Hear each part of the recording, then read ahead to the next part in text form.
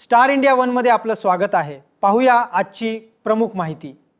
अहिल्यानगरात अवैध धंद्यांवर LCBची धडक, 18 गुन्हे दाखल, 1,50,000 रुपयांचा मुद्देमाल जप्त, 10 दारू अड्डे, 8 जुगार अड्ड्यांवर छापे, स्थानिक गुन्हे शाखेची मोठी कारवाई। अहिल्यानगर जिल्ह्यात अवैध दारू विक्री आणि जुगार अड्ड्यांविरोधात स्थानिक गुन्हे शाखेने मोठी कारवाई केली आहे।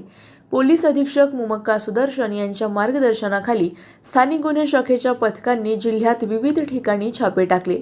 या कारवाईत 10 अवैध दारू विक्रेत्यांवर आणि 8 अवैध जुगार अड्ड्यांवर छापे टाकून एकूण 18 गुन्हे दाखल करण्यात आले। तसेच 1,50,120 रुपये किमतीचा मुद्देमाल जप्त करण्यात आला आहे। सोनई, राहुरी, बेलवंडी, कर्जत, तोफखाना आणि कोतवाली पोलीस ठाण्यांच्या हद्दीत ही कारवाई करण्यात आली।